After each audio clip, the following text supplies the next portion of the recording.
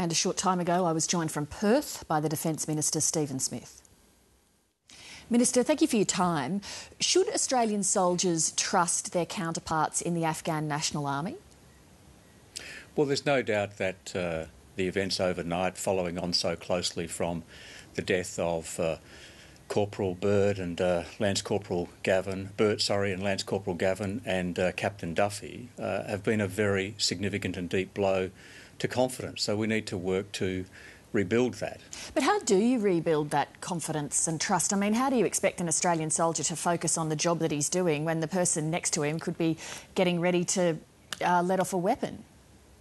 Well, I'm not seeking to downplay the reverberations that occur as a result of these two terrible events, but we've got nearly 7,000 Afghan National Security Force members in Oresgon. We've got 300,000 in Afghanistan generally. And whilst we've been the subject of 3 of these sorts of incidents since May of this year and 2 in quick succession, in the overall scheme of things, the numbers are quite low.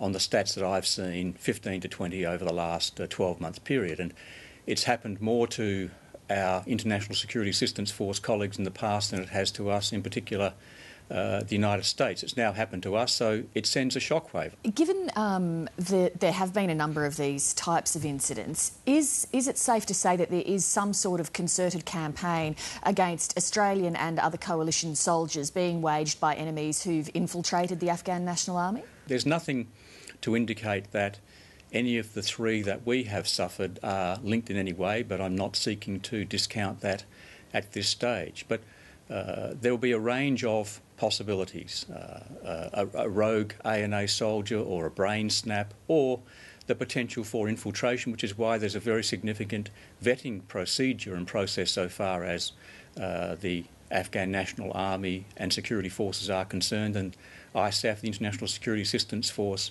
oversees that. But as General Hurley, the Chief of the Defence Force, said today, there's not one simple answer to this. This is complex and complicated, and we've got to work our way through it. When Australia joined the war in Afghanistan after 9/11, we were told that it was to remove the Taliban from power and to dismantle al-Qaeda. Both of those goals were achieved. Why are we still there? Well, because if we left prematurely, we'd run the risk of Afghanistan, particularly the Afghanistan-Pakistan border area, again becoming a breeding ground for international terrorists, and we've been on the receiving end of that, whether it's Southeast Asia, Europe or the United States. But the reality is that that's not going to change much between now and 2014 when we're looking at pulling out. Conditions on the ground there aren't going to change that much between now and then. Well, I don't believe that's the case for a number of reasons. Firstly, we believe we're on track to train and mentor the Afghan National Security Forces, not just in Oresgon but generally, to be able to take responsibility and leadership for security arrangements.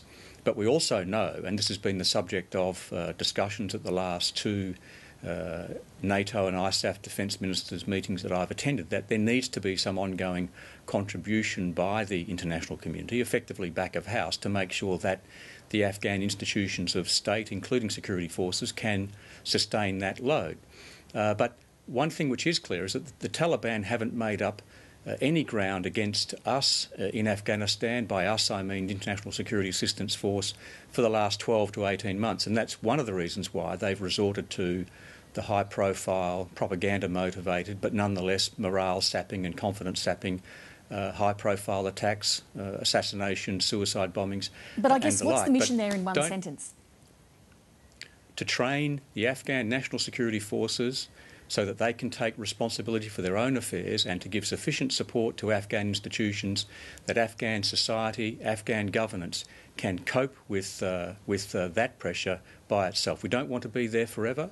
We believe we're on track to make that transition to Afghan responsibility, but if we left now, we believe that the remnants of al-Qaeda, the Haqqani network, the Taliban, would see us run the very grave risk in the Afghanistan-Pakistan border area of reverting to where we started. How many young soldiers' lives are you prepared to sacrifice in the pursuit of that mission and that interest? Well, that is not something that I would ever quantify, and it's not something that should be quantified. But there is, sorry to interrupt, but there is, in terms of any combat operation, there always has to be a I'm sorry, I just want to make clear exactly why I'm asking that, which is because the conduct of any combat operation always involves a hard-headed calculation about the costs, the risks, and what you're prepared to have the costs be in the pursuit of your goals, and that's why I asked that question. Well, let me make this point to you very clearly. This is not a quantitative matter. This is a qualitative measure of what we strongly believe is in our national interests. And the Australian Defence Force personnel who volunteer to join the Defence Force, who effectively volunteer to go to Afghanistan, make a substantial, indeed a magnificent contribution to protecting and defending our national security interests. It's not a quantitative thing, it's a qualitative thing. Polls show that in the past 4 years an increasing number of Australians don't believe that this country should be involved in Afghanistan. In other words, they don't believe you that it is important to our national security. What does that tell you? Well, what it tells me is that in the aftermath of particularly fatality, which sends a reverberation through the Australian community, and it's perfectly understandable that that should occur, in the face of a multiple fatality where an Afghan National Army member has turned on our own soldiers as well as turning on an Afghan interpreter, an Afghan serviceman, of course that will send reverberations, and the instinctive reaction of the Australian community would be to ask the very obvious question, why are we there? We're there because we believe it's in our national interest to do the job, to complete the mission. But the point I'm making is that a majority of Australians don't believe you on those points you're making there. Well, the government has made its view crystal clear, and this is an area in public policy and public life where the opposition also strongly supports the approach that we take. The Australian community can let their views be known at the ballot box in the usual way or in the representations that they make to their members of parliament. I often see in the modern era people saying that the only thing we see from members of parliament, from ministers, is to be poll-driven. Well, if we were poll-driven, you're quite right, we wouldn't be there. We're there because we strongly believe it's the right thing to do in our national interests. Stephen Smith, thank you very much for making time to speak to us today. Thanks, Leigh. Thanks very much.